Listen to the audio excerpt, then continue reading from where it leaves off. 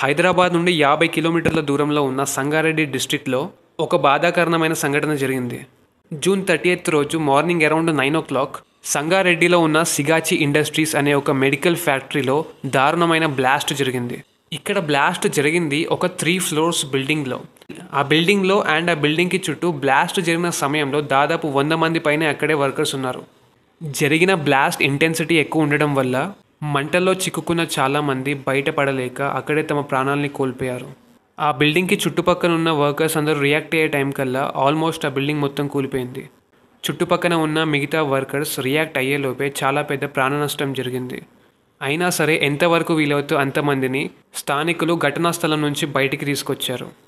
వెంటనే fire ఫైటర్స్కి, అంబులెన్సెస్కి, rescue టీమ్స్కి call చేశారు. Fire fighters and rescue teams వచ్చి మంటల్ని ఆర్పేసిన తర్వాత దాదాపు 30 నుంచి 40 మెంబర్స్ని కూలిపోయిన బిల్డింగ్ డెబ్రిస్లో నుంచి బయటికి తీసుకొచ్చారు. ఈ ఇన్సిడెంట్లో 34 నుంచి 44 మెంబర్స్ వరకు ఆన్ ద స్పాట్లో చనిపోయారు అండ్ మిగిలిన వాళ్ళని హాస్పిటల్కి తరలించడం జరిగింది. హాస్పిటల్కి తరలించిన తర్వాత కూడా 3 అక్కడే చనిపోయారు. మరో 30 నుంచి 40 మంది వరకు తీవ్రంగా గాయపడ్డారు. ఆ గాయపడిన 30 మందిలో కూడా 11-12 మంది ఇంకా సీరియస్ కండిషన్లోనే ఉన్నారు. గాయపడిన వాళ్ళందరినీ మియాపూర్లో ఉన్న ప్రణామ్ అనే హాస్పిటల్కి తీసుకెళ్లారు అండ్ పటాన్ చెరువులో ఉన్న ధ్రువ హాస్పిటల్కి తీసుకెళ్లారు. ఈ ఓవరాల్ సిచ్యువేషన్లో 12 నుండి 15 మంది మిస్ అయ్యారు.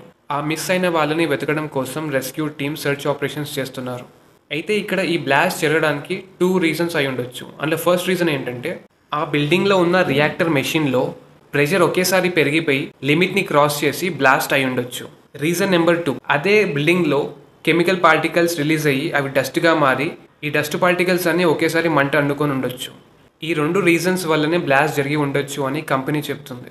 ఎమ్మెల్యే మహిపాల్ రెడ్డి గారు చెప్పిన విషయం ఏంటంటే ఈ సిగాచి ఇండస్ట్రీస్ అనే కంపెనీ సేఫ్టీ రూల్స్కి కట్టిబడి లేరు అండ్ ఇక్కడ ఎంతమందితో చనిపోయారో ఆ నెంబర్ని కూడా చాలా తక్కువ చేసి చెప్తున్నారు. రియాలిటీలో ఇంకా ఎక్కువ మంది చనిపోయి ఉంటారు అని చెప్తున్నారు. ఐడెంటిటీస్ని గుర్తుపట్టలేని బాడీస్ అన్నిటిని DNA టెస్ట్ కూడా పంపించడం జరిగింది. దగ్గరలో ఉన్న లోకల్స్ కూడా ఫైర్ ఫైటర్స్కి, రెస్క్యూ టీమ్స్కి సహాయం చేశారు. ఈ ఘటన జరిగిన తర్వాత రోజు జూన్ 1న తెలంగాణ చీఫ్ మినిస్టర్ రేవంత్ రెడ్డి గారు బ్లాస్ట్ జరిగిన లొకేషన్ని విజిట్ చేయడం జరిగింది.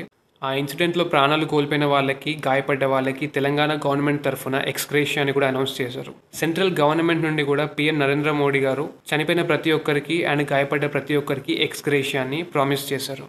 తెలంగాణ క్యాబినెట్ నుండి సీఎం రేవంత్ రెడ్డి గారు, health minister, labour minister and IT minister వెంటనే ఒక 5 ఇంపార్టెంట్ అఫీషియల్స్తో కూడిన ఒక టీమ్ని ఫామ్ చేసి ఈ జరిగిన ఇన్సిడెంట్ గురించి ప్రాపర్ ఇన్వెస్టిగేషన్ చేయాలి అంటూ తెలంగాణ గవర్నమెంట్ ఆర్డర్ చేసింది.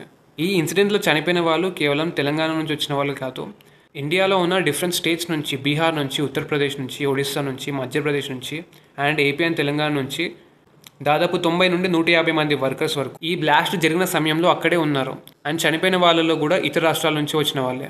అయితే ఇక్కడ ఇంపార్టెంట్ విషయం ఏంటంటే 2024 ఏప్రిల్లో కూడా సేమ్ సంగారెడ్డిలోనే ఒక ఇండస్ట్రీలో ఇలాంటి సేఫ్టీ నార్మ్స్ని ఫాలో అవ్వకుండా ఉండడం వల్ల సేమ్ ఇలాంటిది ఒక ఫైర్ ఎక్స్ప్లోజన్ జరిగింది. అందులో దాదాపు 16 మంది వరకు చనిపోయారు అండ్ మళ్ళీ ఇప్పుడు ఇలాంటి సిచ్యువేషన్ జరిగింది.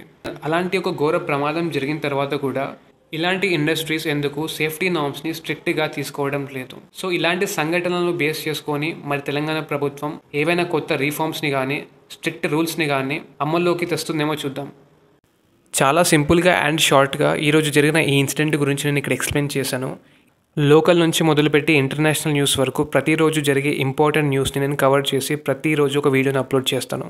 మీకు నా ఎక్స్ప్లెనేషన్ నిజంగానే నచ్చితే సబ్స్క్రైబ్ చేసుకొని నన్ను సపోర్ట్ చేయండి అండ్ ఏదైనా ఇంప్రూవ్మెంట్ నేను చేసుకోవాలనుకుంటే కింద కామెంట్ సెక్షన్లో అది రాయండి. Thank you for watching. జై హింద్.